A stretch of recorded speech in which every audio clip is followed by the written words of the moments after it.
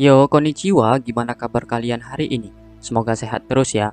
Di video kali ini, Mimin akan membahas manhwa yang berjudul Istriku Adalah Musuh di Masa Depan. Yang dimana, di video kali ini Mimin akan membahas chapter 4 hingga chapter 6. Bagi yang baru mampir, jangan lupa klik tombol subscribe, like, dan loncengnya agar channel ini dapat berkembang ke depannya. Mohon maaf jika ada kesalahan penyampaian kata di dalam video ini ataupun sebelumnya. Tanpa basa-basi lagi, langsung simak saja videonya. Di atas pegunungan yang tinggi, terlihat dua orang berada di atas tebing. Lalu, seekor burung elang hinggap di lengan milik Kaisar Jingse, dan Jingse pun bertanya kepada pelayan setianya, "Apa kau menemukan siapa itu?" Mendengar pertanyaan Jingse, pelayan itu pun berkata, "Saya tidak kompeten dan telah memerintahkan bawahan saya untuk meningkatkan usaha mereka. Tapi yang masuk ke dalam istana kemarin hanya ada dua orang, Duk Dingbang dan putranya."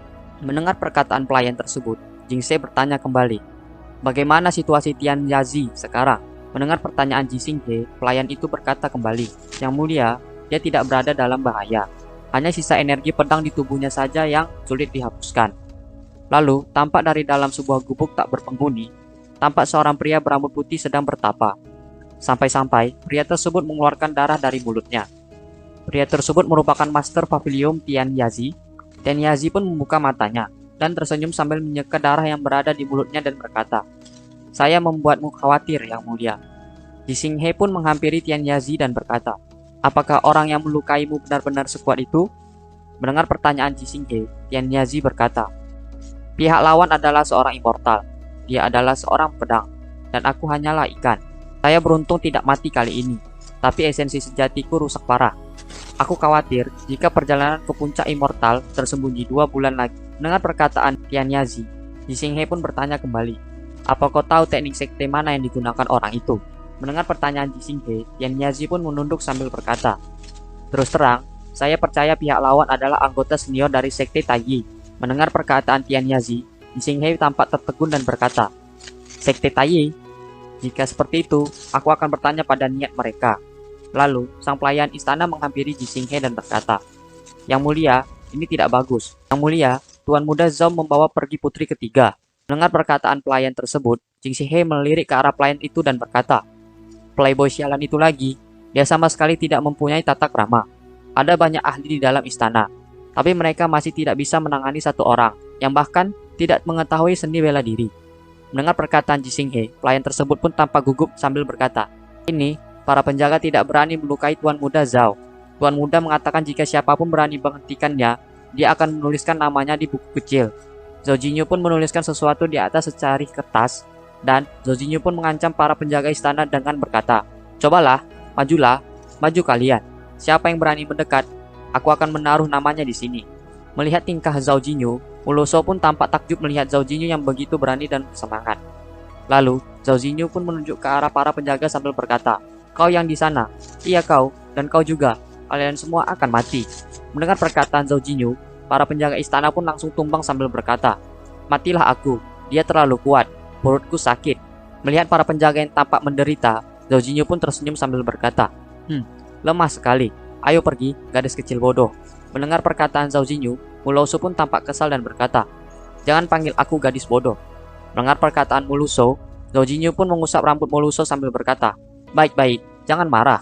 Melihat ekspresi Muloso yang menggemaskan, Zhao Jinyu pun tersenyum dan berkata di dalam hati, dengan penampilan naifnya yang sekarang, dia ini terlalu manis. Melihat Zhao Jinyu yang menatap sambil tersenyum, Muloso pun juga berkata di dalam hati, "Ini buruk, rambutku semuanya akan berantakan.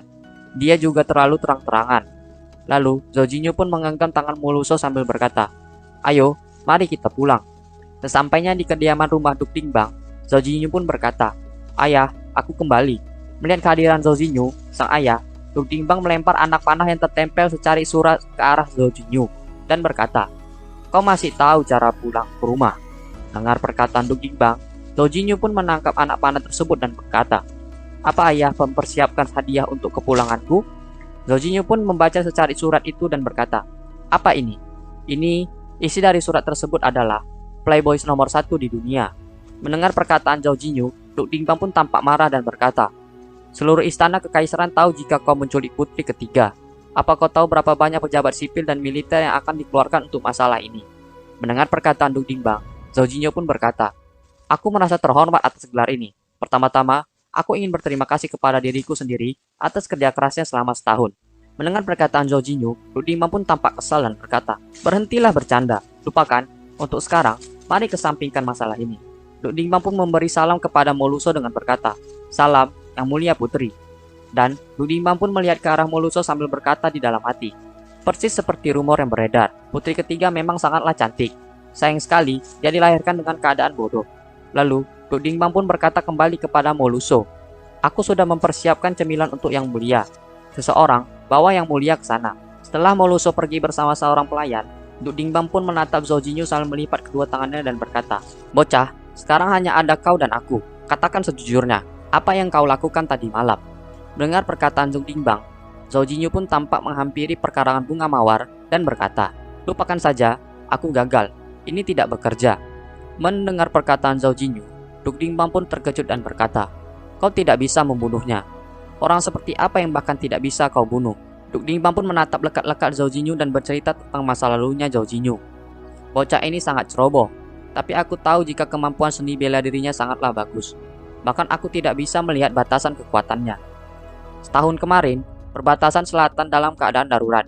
Suku Wisua membentuk sebuah pasukan untuk menjajah. Pelindung perbatasan selatan adalah putri tetuaku, kakak perempuan Zhao Jinyo, Zhao Rusang. Situasinya entah kenapa masih kritis. Tapi setelah Zhao Jinyo pergi ke sana, tidak butuh waktu lama untuk menyelesaikan tekanan di sana. Anak ini bahkan membawa kembali gigi makhluk buas paling kuat dari suku Wisua. Sejak saat itu, aku sadar jika kekuatannya lebih kuat daripada yang terlihat." Mendengar perkataan Duk Dingbang kepadanya, Zhao Jinyo pun berkata, "Ini hanya sedikit menyakitkan, jangan disebutkan itu lagi." Mendengar perkataan Zhao Jinyo, Duk Dingbang pun berkata kembali, "Mari berbicara mengenai putri ketiga. Aku tahu sang kaisar tidak masalah jika kau membawa putri ketiga, tapi dia akan mengirim beberapa pelayan ke rumah kami, mengatakan jika mereka harus memenuhi status royal. Kau pasti tahu jika di antara orang-orang itu pasti akan ada mata-mata kaisar." Mendengar perkataan Duk Dingbang, Zhao Jinyo pun melihat ke arah semak-semak dan berkata, "Pasti ada beberapa serangga yang masuk rumah kita ya. Aku tahu, aku akan mengurus masalah ini. Oh ya, ayah, apa kau pernah berpikir untuk membunuh Pak Tua dari keluarga Huang?" Mendengar perkataan Zhao Jinyo, Duk Dingbang pun berkata, "Pak Tua Huang Yu, Menteri Perang Huang Yi. Jika dia bisa dibunuh semudah itu, kau pikir aku akan membiarkannya berkeliaran begitu saja? Kau tidak sadar jika sekarang Putri Huang mulai dikenal. Di samping itu, mereka didukung oleh Yang Mulia." Mendengar perkataan Duk Dingbang, Zhao Jinyo pun memetik bunga mawar merah sambil berkata, "Bagaimana jika aku mendapatkan informasi kalau Huang Yurong membesarkan serangga parasit di istana?" Mendengar perkataan Zhao Jinyo, Duk Dingbang pun tampak terkejut dan berkata, "Membesarkan serangga parasit? Beraninya dia." Mendengar perkataan Duk Dingbang, Zhao Jinyo pun tersenyum dan berkata kembali, "Dia tidak hanya berani, dia juga ingin melibatkan Moluso lalu menjebak keluarga Zhao kita." Mendengar perkataan Zhao Jinyo, Duk Dingbang pun terlihat kesal dan berkata, "Pikiran apa itu? Putri ketiga adalah gadis bodoh dan tidak tahu apapun mengenai membesarkan parasit. Lalu dia juga ingin menyeret keluarga kita ke dalamnya." Mendengar perkataan Duk Dingbang, Zhao Jinyo pun berkata, "Jangan khawatir ayah, serahkan saja padaku." Keesokan harinya, tampak Zhao Jinyo menatap ke arah jendela kediamannya. Lalu, tiba-tiba muncul seekor burung, dan Zhao Jinyo pun berkata, "Burung biru." Mendengar perkataan Zhao Jinyo, burung biru itu pun hinggap di tangan Zhao Jinyo dan berkata, "Burung biru di sini. Apakah ada perintah dari Pendeta Agung?" "Pendeta Agung, aku dengar kamu akan menikahi seorang putri bodoh. Apa itu benar? Mungkin, apa Anda memanggil saya untuk membereskannya?" Mendengar perkataan burung biru tersebut, Zhao Jinyo pun meramas burung biru tersebut dan menatapnya dengan tatapan menakutkan, sambil berkata, "Jika kau berani menyentuhnya, aku akan membunuhmu berserta seluruh klanmu. Mengerti?" Mendengar perkataan Zhao Jinyo, burung biru itu pun tampak gemetaran dan berkata, "Pendeta Agung, aku hanya..." Burung biru tersebut pun terdiam menatap Zhao Jinyo yang tampak marah sambil berkata di dalam hati, "Pendeta Agung benar-benar marah. Sebelumnya, dia datang ke klan dan menghajar semua orang di sana. Dia mempunyai ekspresi yang sama saat 8 kepala naga ilahi berkepala 9 terpotong." Burung biru kecil itu pun melepaskan cengkraman dari Zhao Jinyo dan berkata kembali, "Ini salahku, ini salah pelayan, karena terlalu ikut campur." Mendengar perkataan burung biru tersebut, Zhao Jinyo pun berkata, "Jangan ulangi kesalahan yang sama. Kali ini, aku akan memaafkanmu. Tapi ingatlah, agar tidak mengatakan kata-kata seperti itu lagi." Mendengar perkataan Zhao Jinyo, burung biru itu pun berkata, "Baik." Lalu, Zhao Jinyo pun berkata kembali, "Jangan khawatir, karena klanmu dan aku telah menjadi teman, dan aku juga telah menjadi perintah kedua ke klanmu. Aku tidak akan memperlakukanmu secara tidak adil karena kau juga adalah cucu ketua klan. Jika kau bisa mendengarkan perintah dan melakukan pekerjaan dengan baik." Mendengar perkataan Zhao Jinyu, burung biru itu pun hinggap di bahu Zhao Jinyu. Melihat tingkah burung biru itu, Zhao Jinyu pun tersenyum dan berkata, "Bagus, aku ingin bertanya, tetua mana dari klanmu yang bertanggung jawab atas para penganut ibu kota?" Mendengar perkataan Zhao Jinyu, burung biru berkata, "Dia adalah tetua ke-9. Mendengar jawaban dari burung biru itu, Zhao Jinyu pun tampak bingung dan berkata, "Tetua ke-9?" Lalu burung biru itu pun berkata kembali, "Penjagaan ibu kota benar-benar ketat. Ini selalu menjadi tanggung jawab tetua ke-9 yang mana ahli dalam bersembunyi. Tetapi, sejak Anda menjadi pendeta agung, tetua ke-9 telah mundur. Tapi pendaftaran penganut masih berjalan lancar." Mendengar perkataan burung biru tersebut, Zhao Jinyu pun bertanya, "Kalau begitu, mulai sekarang penganut di ibu kota akan mengikuti perintahku." Mendengar pertanyaan Zhao Jinyu, burung biru berkata, "Itu benar, sesuai perintah Anda." Mendengar perkataan burung biru itu, Zhao Jinyu berkata, "Bagus, jika seperti itu, Wang Yurong jelas tercatat dalam pendaftaran, bukan?" Mendengar perkataan Zhao Jinyu, burung biru itu pun menjawab, "Benar, saat tetua ke-9 masih berada di ibu kota, Wang Yurong memegang kontribusi tertinggi di antara penganut lainnya." Mendengar jawaban itu, Zhao Jinyu pun berkata, "Kerja bagus, Kaisar bodoh itu pasti tidak pernah mengira kawan tercintanya adalah penganut penyihir. Belum lagi kebencian di antara klan Zhao dan klan Huang, dia akan menjadi pijakan yang bagus. Sebentar lagi, aku akan melihatnya." Lalu, Zhao Jinyu pun bertanya kepada burung biru itu, "Apa kau membawa serangga beracun tak terwujudku?" Mendengar pertanyaan Zhao Jinyu, burung biru itu pun menjawab, "Iya, tentu saja." Melihat serangga beracun itu tampak menjijikkan, Zhao Jinyu pun terlihat mual dan berkata, "Aku masih belum ingin memakannya." Mendengar perkataan Zhao Jinyu, burung biru itu pun berkata, "Kalau begitu, saya akan menyegelnya lagi." Dan burung biru itu pun kembali menyimpan serangga beracun itu di dalam tubuhnya. Lalu, burung biru itu pun berkata, "Selesai, beritahu saya jika pendeta agung membutuhkannya." Mendengar perkataan burung biru tersebut, Zhao Jinyu tampak merasa shock. Di sisi lain, pada kamar Moluso, tampak sang pelayan keluar dari kamar tersebut dan berkata, "Yang mulia, pelayan yang setia ini akan pergi." Setelah pelayan tersebut keluar dari kamar Moluso, pelayan itu pun tersenyum sambil berkata di dalam hati, "Putri ketiga ini sama seperti yang dirumorkan, manis sekali." Melihat kepergian sang pelayan, Moluso pun berkata di dalam hatinya, "Dia akhirnya pergi. Seluruh bagian istana dijaga ketat. Selama beberapa tahun, aku sudah bertingkah seperti gadis bodoh. Mempunyai alat sihir di sampingku, sudah seperti keberuntungan beserta. Tapi tiba-tiba kepala batu itu membawaku. Untung saja, aku membawa alat sihir ini denganku." Moluso pun membuka alat sihir berupa kaca cermin miliknya dan berkata, "Yuan Ji, kalian sudah sampai mana?" Seorang wanita bernama Yuan Ji muncul dari alat sihir itu dan berkata, "Pemimpin roh, anggota klan dan saya telah sampai ibu kota.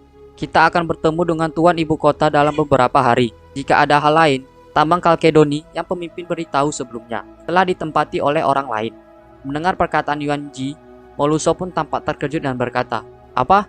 Moluso pun terdiam dan terlihat cemas sambil berkata di dalam hatinya, "Tambang Kalkedoni adalah bagian paling penting dari tanah pemburuan rumah tangga kekaisaran.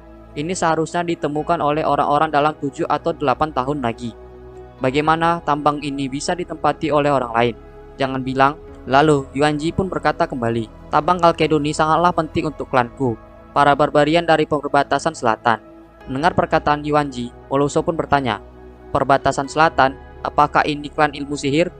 Mendengar pertanyaan Moluso, Yuan Ji pun menjawab, "Benar, orang-orang yang menempati tambang Kalkedoni pasti berasal dari klan ilmu sihir. Sihir yang mereka gunakan berbeda dengan biksu utama biasa. Saya pasti tidak salah."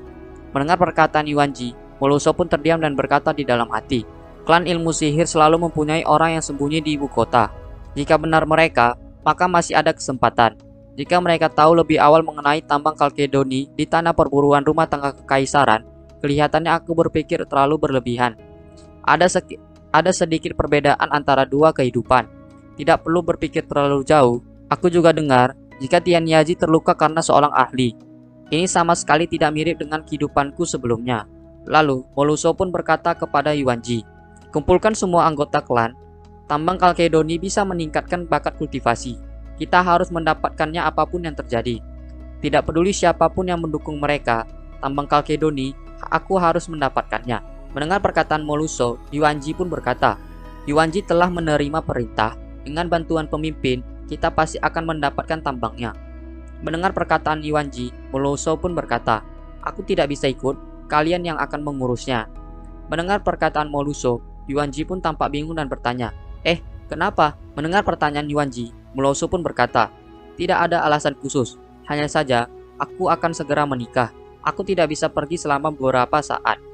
Mendengar perkataan Moluso, Yuanji pun tersenyum dan berkata, jadi pemimpin akan segera menikah. Saya pikir.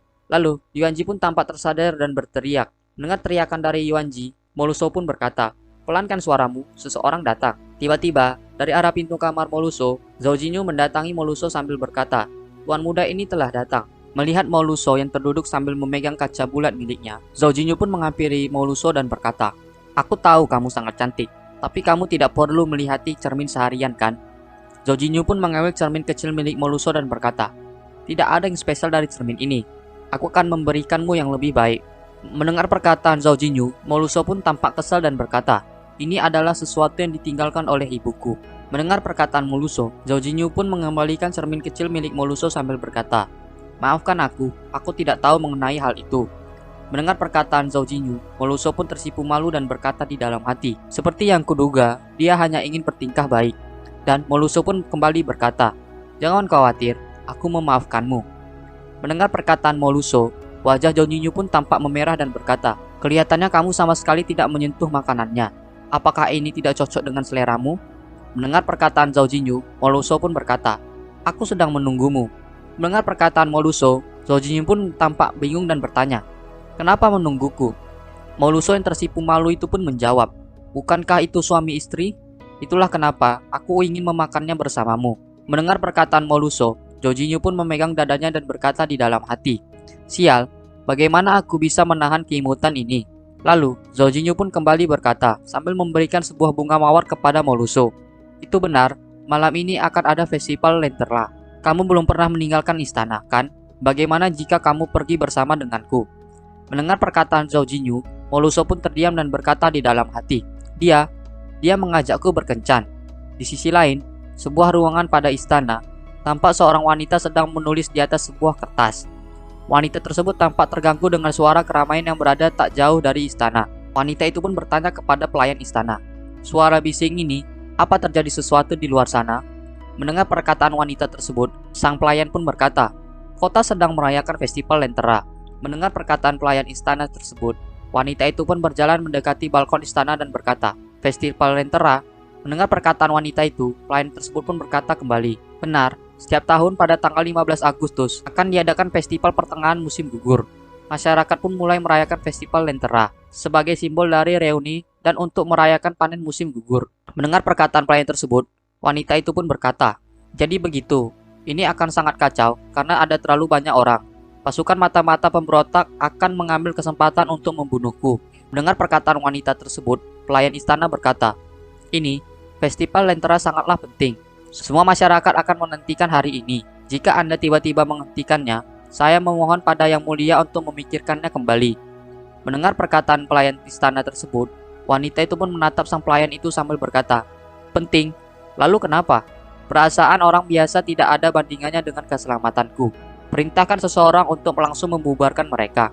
Mendengar perkataan wanita itu, pelayan istana pun tertunduk sambil berkata, pelayan ini harus mematuhi perintah Anda. Wanita tersebut pun kembali masuk ke dalam istana dan berkata di dalam hati, festival untuk merayakan reuni konyol sekali. Setiap hal mengenai hal seperti itu tidak ada hubungannya denganku. Di tengah-tengah perayaan festival Lentera tersebut, tampak Moluso melihat lampu-lampu Lentera yang berterbangan di atas udara.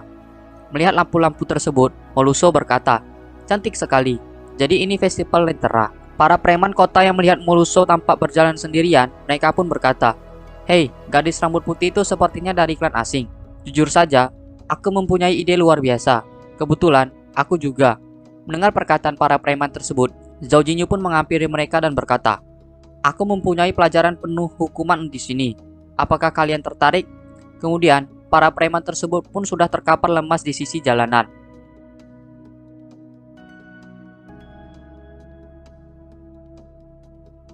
Si kecil bodoh, aku pergi sebentar untuk membeli sesuatu. Kenapa kamu tiba-tiba menghilang dari pandanganku? Moluso pun tampak senang dengan barang pemberian dari Zhao Jinyu dan berkata, oh, ini kincir angin. Mendengar perkataan Moluso, Zhao Jinyu pun tersenyum dan berkata kembali, Apa kamu menyukainya? Ikuti aku, dan jangan berkeliaran. Masih banyak hal menyenangkan yang harus kita lakukan. Zhao Jinyu pun menghampiri toko-toko yang berada di festival tersebut. Dengan perasaan semangat, Zhao Jinyu berkata, "Karena kita sudah datang, kita harus menikmatinya. Ini tidak buruk, yang ini terlihat bagus. Sayang sekali, aku tidak membawa pelayan. Ini akan menghalangi performa tuan muda ini." Mendengar perkataan Zhao Jinyu, Moluso pun menghampiri Zhao Jinyu dan berkata, "Menghamburkan uang itu buruk." Mendengar perkataan Moluso, Zhao Jinyu pun mematung dan berkata, "Apa kita memerlukan uang untuk membeli sesuatu?" Zhao Jinyu pun tampak berpikir dan berkata di dalam hatinya, "Terakhir kali aku mengeluarkan uang untuk membeli sesuatu adalah saat kehidupanku sebelumnya." Zhao Jinyu pun kembali berkata, sambil memberikan hasil belanjanya kepada Moluso, "Jangan khawatir, suamimu adalah sampah nomor 1 di ibu kota. Hati-hati saat membawa mereka." Lalu, Zhao Jinyu pun memakaikan topeng di kepala Moluso sambil berkata, "Putri yang telah lama tinggal di istana, sudah bukan lagi seekor burung yang terjebak di istangkar. Lihatlah, apakah kamu menyukainya?" Mendengar perkataan Zhao Jinyu, Moluso pun terdiam dan berkata di dalam hati, "Aneh, perasaan ini, aku tidak mengerti. Aku belum pernah merasakannya di kehidupanku sebelumnya. Sensasi hangat ini, aku menyukainya." Tiba-tiba, di tengah perjalanan, muncul sebuah kereta kuda yang berjalan dengan cepat. Sang kusir yang membawa kereta tersebut pun berkata, "Minggir, beri jalan, jangan halangi jalan." Zhao Jinyu pun melindungi Moluso dengan berkata, "Hati-hati," sehingga tak sengaja, barang bawaan Moluso terjatuh berserakan di tanah. Moluso pun melihat ke arah kereta kuda yang tampak menjauh sambil berkata di dalam hati, "Apakah keretanya rusak? Atau seseorang sekarat? Atau apakah seluruh keluarga mereka akan dieksekusi?" Melihat seorang wanita yang berada di kereta kuda itu, Zhao Jinyu pun berkata, "Terlihat cantik. Aku akan segera kembali." Zhao Jinyu pun segera pergi meninggalkan Moluso di tengah-tengah festival. Melihat kepergian Zhao Jinyu, Moluso pun tampak bingung dan berkata di dalam hati, "Apa dia baru saja meninggalkanku untuk menemukan wanita lain?" Moluso pun terdiam di tengah-tengah keramaian festival dengan pandangannya yang tertunduk. Tiba-tiba, dari arah belakang, Zhao Jinyu pun kembali dan berkata, "Aku cuma pergi sebentar. Kenapa kamu terlihat sangat murung?" Mendengar perkataan Zhao Jinyu, Moluso pun langsung menoleh ke asal suara, dan Zhao Jinyu langsung memakaikan sebuah jubah berbulu putih kepada Moluso. Zhao Jinyu berkata, "Seperti yang kuduga, ini sangat cocok denganmu. Dengan ini, kamu tidak perlu khawatir orang lain mengetahui rambut putihmu, kan? Meskipun begitu, aku sangat menyukainya. Ayo, masih ada banyak tempat yang perlu kita kunjungi." Mendengar perkataan Zhao Jinyu, Moluso pun tampak tersenyum kembali dan berkata di dalam hati, "Ini milik orang yang baru saja lewat. Dia tidak mengabaikanku." Tiba-tiba, Moluso pun memeluk Zhao Jinyu sambil menyembunyikan wajahnya di dada milik Zhao Jinyu. Melihat tingkah Moluso, Zhao Jinyu pun tertawa dan berkata, "Apa yang terjadi? Apa kamu sangat tersentuh sampai tidak bisa mengatakan apapun?" Mendengar perkataan Zhao Jinyu, Moluso pun tiba-tiba mencubit pinggang Zhao Jinyu dan berkata, "Jubah ini pernah digunakan wanita lain." Mendengar perkataan Moluso, Zhao Jinyu pun tersenyum dan berkata, "Tapi aku hanya melakukannya untukmu." Mendengar perkataan Zhao Jinyu, Moluso pun memberikan ciuman ke arah pipi Zhao Jinyu, sehingga Zhao Jinyu tampak salah tingkah dan segera memborong jajanan toko untuk diberikan kepada Moluso. Melihat Zhao Jinyu yang memborong dagangannya, pemilik toko berkata, "Pelanggan, Anda belum membayar." Melihat tingkah Zhao Jinyu, Moluso pun tertawa geli dan berkata di dalam hati, "Aku berharap waktu berjalan lambat, karena semua ini tidak lagi ada hubungannya denganku." Nah, sampai di sini saja pembahasan di video kali ini. Sampai jumpa di video selanjutnya.